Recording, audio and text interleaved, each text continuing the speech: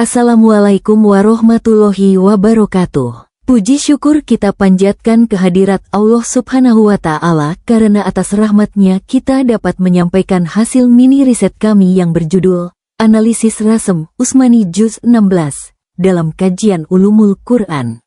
Kami dari kelompok 1 akan mempresentasikan hasil analisis terkait penulisan Al-Quran berdasarkan kaidah Rasem Usmani. Perkenalkan, kami dari kelompok 1 mini riset Ulumul Quran. Adapun anggota kelompok kami terdiri dari Ahmad Nasih, Aulia Rahmah, Muhammad Zaini, Nur Laila, Fikri Agung Setiawan, Lutfi Ramadhani, Muhammad Habibi, Muhammad Rifkan, Pafdeliansyah, dan Muhammad Rifai. Dengan ketua kelompok Muhammad Nur Hasani. Saya Ahmad Nasih sebagai pemateri pertama akan menjelaskan latar belakang urgensi Rasem Usmani. Al-Quran memiliki sistem penulisan khusus yang disusun pada masa Khalifah Utsman bin Affan, yang dikenal sebagai Rasem Usmani. Kaidah ini bukan hanya sekadar bentuk tulisan, tetapi memiliki fungsi penting dalam menjaga keaslian bacaan Al-Quran serta kesesuaiannya dengan berbagai qiraat yang mutawatir. Aulia Rahmah sebagai pemateri kedua menjelaskan rumusan masalah dalam penelitian ini adalah bagaimana bentuk penulisan ayat Al-Quran Juz 16 dan kesesuaiannya dengan kaidah Rasem Usmani dalam kitab Hakut Tilawah. Adapun tujuan penelitian ini adalah untuk menganalisis kesesuaian penulisan mushaf serta mengidentifikasi bentuk-bentuk penulisan yang berbeda dari kaidah standar.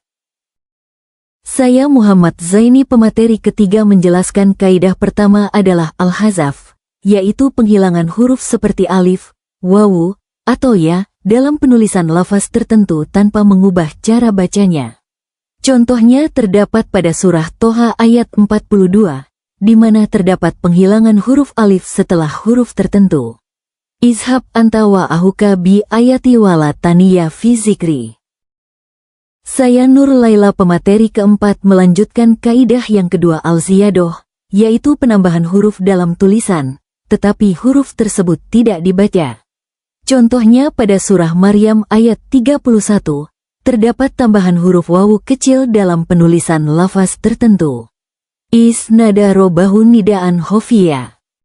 Kaidah ketiga al-hams dijelaskan oleh Fikri Agung Setiawan pemateri keempat. Hamzah di awal kata ditulis dengan alif, sedangkan hamzah di tengah kata mengikuti harakat terkuat, yaitu kasroh, dommah, lalu fathah.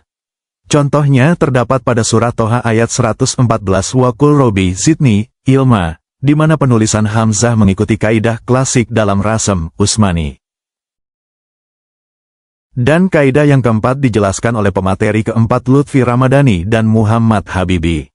Al-Badal, yaitu penggantian huruf dengan huruf lain tanpa mengubah bunyinya. Contohnya terdapat pada surat Toha ayat 71, seperti perubahan dari huruf alif menjadi ya, atau wawu. Hal ini menunjukkan fleksibilitas dalam penulisan tanpa mengubah makna. La uqoti ana aidiyakum wa arjulakum. Pada kaidah yang kelima ini dijelaskan oleh Muhammad Rifkan. Maktu dan mausul dalam Rasem Usmani. Maktu adalah pemisahan penulisan dua kata yang seharusnya bersambung. An-la, sedangkan mausul adalah penggabungan dua kata yang seharusnya terpisah. Ama, selain itu, terdapat juga penulisan lafaz Allah yang memiliki bentuk khusus dan selalu disambung. Maka nalilahi ayyatahida miwalat. Kaidah yang terakhir dijelaskan oleh Pafdeliansyah adalah mafihi kiro'atain, yaitu satu lafaz yang dapat dibaca dengan lebih dari satu qiraat. Contohnya terdapat pada surah Al-Kahfi ayat 97, yang menunjukkan fleksibilitas Rasem Usmani dalam mengakomodasi berbagai bacaan. Fa masta'u ayyas haruhu wa mastataulahu nakban. Saya Muhammad Nur Hasani sebagai ketua kelompok dan sekaligus pemateri terakhir ingin menyampaikan. Berdasarkan analisis komparatif, Mushaf Madinah lebih konsisten menggunakan kaidah Rasem Usmani, seperti penghilangan alif dan penggunaan tanda khusus. Sedangkan Mushaf Indonesia melakukan penyesuaian untuk memudahkan pembacaan, seperti penggunaan tanda baca yang lebih modern. Adapun kesimpulan dan saran berdasarkan analisis Juz 16, Mushaf Madinah sangat sesuai dengan kaidah Rasem Usmani, sedangkan Mushaf Indonesia menyesuaikan penulisan untuk memudahkan pembacaan tanpa mengubah makna. Oleh karena itu, perlu adanya kajian lanjutan dan peningkatan pemahaman agar masyarakat lebih memahami pentingnya Rasm Utsmani dalam menjaga keaslian Al-Quran.